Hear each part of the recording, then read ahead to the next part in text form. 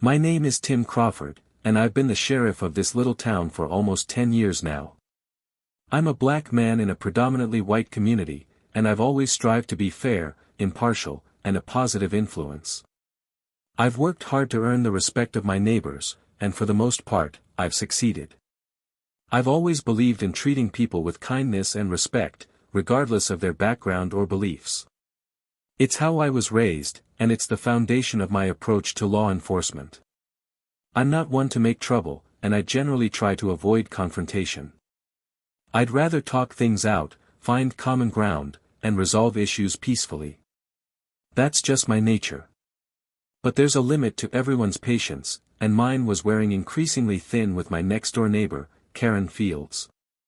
Karen, bless her heart, was a textbook definition of a Karen. She was the kind of woman who complained about everything, questioned everything, and always seemed to be looking for a fight. To be honest, I tried to ignore her antics, chalking it up to her being bored and lonely. But her behavior had recently crossed a line, and it was a line I couldn't ignore. It started a few weeks ago when I noticed that the water level in my jacuzzi was consistently lower than I'd left it. At first, I thought it was just evaporation or maybe a minor leak. I topped it off, checked the jets, and figured I'd keep an eye on it. But then it happened again. And again. It was becoming clear that something, or someone, was using my jacuzzi while I was at work. My suspicions landed squarely on Karen. My home security system confirmed my fears.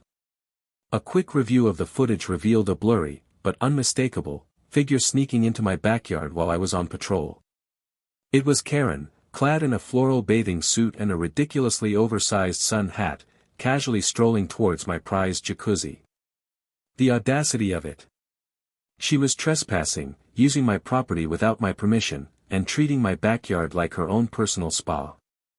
I was furious, not just because she was violating my privacy and using my things, but because of the blatant disrespect and entitlement she displayed. This wasn't some innocent mistake, this was a deliberate act of defiance. I knew I had to do something about it. I couldn't just let her continue to waltz into my backyard whenever she pleased. I spent a sleepless night trying to figure out how to handle the situation. I didn't want to escalate things, but I also couldn't let Karen get away with her blatant disregard for my property. I decided to come up with a plan. A plan that would send a clear message without resorting to violence or anything that would jeopardize my position in the community. The next morning, I went to work, but my mind was far from the cases on my desk. All I could think about was Karen, her smug grin, and the image of her soaking in my jacuzzi like she owned the place. I knew I had to act, and I had to act decisively. I spent the morning making sure all my deputies had all their work to do and that they knew how to contact me if anything was immediately needed. I told them I had a meeting that I had to attend to, but I would be back in the office by the end of the day. After lunch, I decided to put my plan into action. I drove home, parked my patrol car a block away from my house and quietly made my way back. I crept through the front yard, making sure not to be seen by anyone. I moved around to the back of the house, and peeked through the fence. There she was. Karen, floating peacefully in my jacuzzi, sipping some fruity drink and humming to herself. I clenched my fists, trying to control my anger. This woman had some nerve. As I watched her, I realized that simply confronting her wouldn't be enough. She'd deny it, make excuses, maybe even accuse me of racism. I needed to send a message that would make her think twice about trespassing on my property ever again. That's when I came up with the idea. It was drastic, maybe even a little crazy, but it was the only thing I could think of that would effectively stop her without resulting in a shouting match or a formal complaint. I quietly slipped into my garage and grabbed a few bags of quick-setting cement. I knew it was a risk, that it could potentially ruin my jacuzzi, but I was past the point of caring about the jacuzzi. It had become a matter of principle. I carefully carried the bags to the edge of the jacuzzi, making sure not to make a sound. Karen was still blissfully unaware of my presence, humming along to some cheesy pop song on her phone. I took a deep breath, steeling myself for what I was about to do. This was it. There was no turning back. I had always tried to be a reasonable man, a fair sheriff, a good neighbor. But Karen had pushed me too far. She had disrespected my property, violated my privacy, and treated me like I was invisible. It was time for her to face the consequences of her actions. With a surge of adrenaline, I ripped open the first bag of cement and started pouring it into the jacuzzi. The cloud of dust briefly obscured Karen's view, but she quickly brushed it away with a dismissive wave of her hand, still completely oblivious to the impending disaster. I continued pouring, the cement swirling into the water, turning it a murky gray. The water level started to rise slightly as the cement displaced the liquid.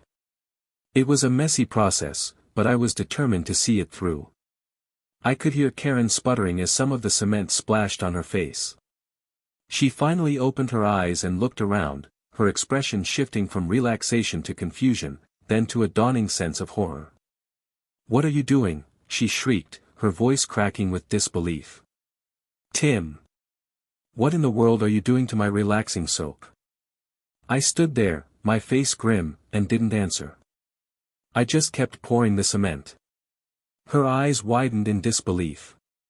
She tried to stand up, but the thickening water made it difficult.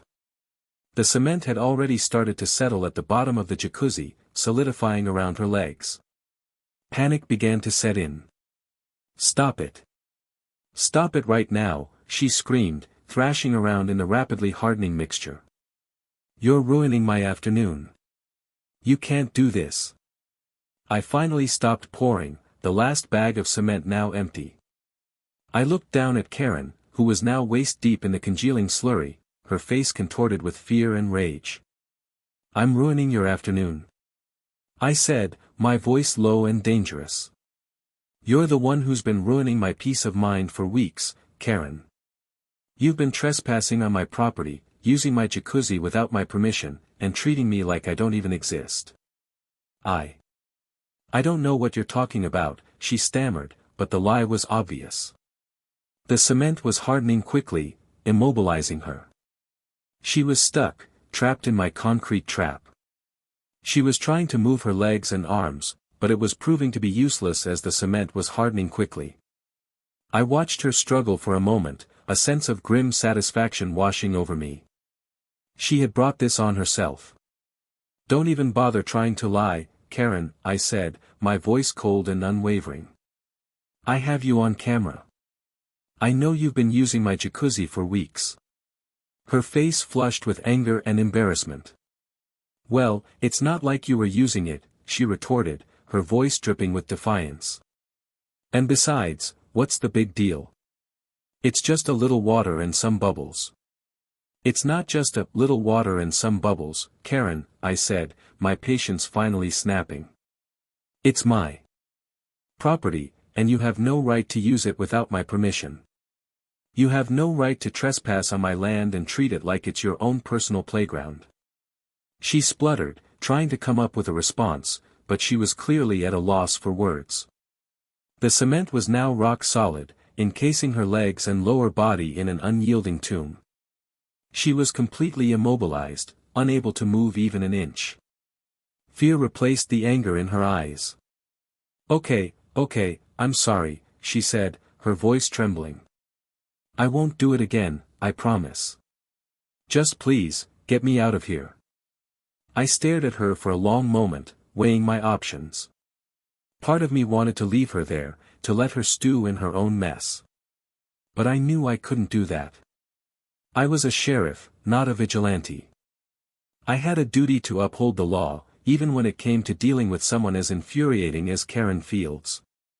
"I'm calling the authorities, Karen," I said, pulling out my phone. "You're under arrest for trespassing and vandalism." Her eyes widened in horror. "No. You can't do that. I'm your neighbor. We're friends.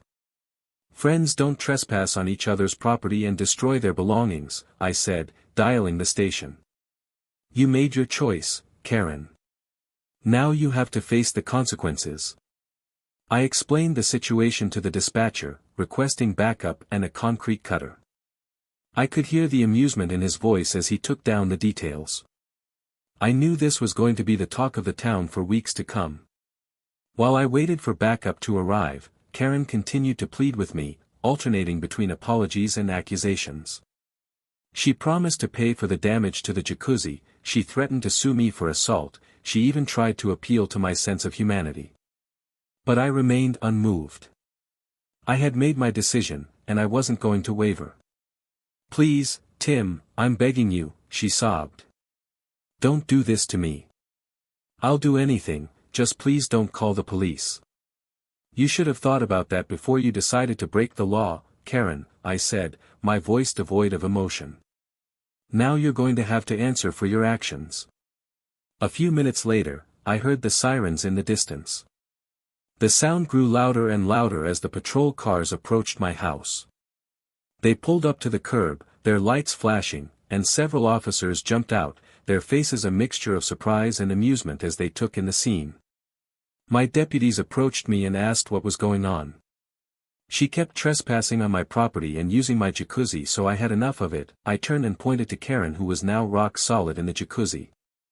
They burst out laughing, shaking their heads in disbelief. I gave them the rundown of the situation, explaining how Karen had been repeatedly trespassing and how I had finally decided to take matters into my own hands. They nodded in understanding, suppressing their laughter as they approached the jacuzzi. "Well, Mrs. Fields, it looks like you're in a bit of a sticky situation," Deputy Johnson said with a grin. "We're going to have to get you out of there." The officers carefully assessed the situation, trying to figure out the best way to extract Karen from her concrete prison. They decided to use a concrete cutter to carefully chip away at the hardened cement, being careful not to injure her in the process. The process was slow and painstaking, but eventually, they managed to free her from the jacuzzi. As soon as she was free, the officers placed her under arrest, handcuffing her and reading her her rights. She continued to protest, claiming that she had been wrongfully arrested and that I had overreacted. But the officers were unmoved. They knew that she had been trespassing and that I had the right to protect my property. As they led her away to the patrol car, she glared at me with pure hatred in her eyes. "You haven't heard the last of this, Tim Crawford," she shrieked. "I'm going to sue you for everything you've got." I just shrugged, watching as they drove her away. I knew that I would probably face some legal repercussions for my actions, but I didn't care. I had finally put an end to Karen's reign of terror, and that was all that mattered. The whole neighborhood heard about the incident. Some neighbors thought I was crazy, others thought that what I did was genius and hilarious, but one thing was for certain, everyone knew that I wasn't someone to mess with. The story quickly spread throughout the town, becoming a local legend. People would stop me on the street to congratulate me, telling me that I had finally given Karen what she deserved. The incident also had a positive effect on my reputation as a sheriff. People saw that I was willing to take action to protect my community, even if it meant bending the rules a little. I ended up having to replace my jacuzzi, which was a costly expense. But I considered it a small price to pay for the peace of mind that I had gained. The best part was that Karen never bothered me again. She remained in jail for a few days and got released on bail. But after that, Karen was never to be seen in the neighborhood again, as she moved out soon after. I had made her regret the day she ever decided to trespass on my property. Even though my methods were unconventional, they were effective. And in the end, that's all that mattered. Now, I can finally enjoy my backyard in peace, without having to worry about Karen Fields and her uninvited dips in my jacuzzi. The story of the cement-filled jacuzzi became a cautionary tale in the neighborhood, a reminder that even the most patient person has their limits. And that sometimes, the best way to deal with a Karen, is to give her a taste of her own medicine.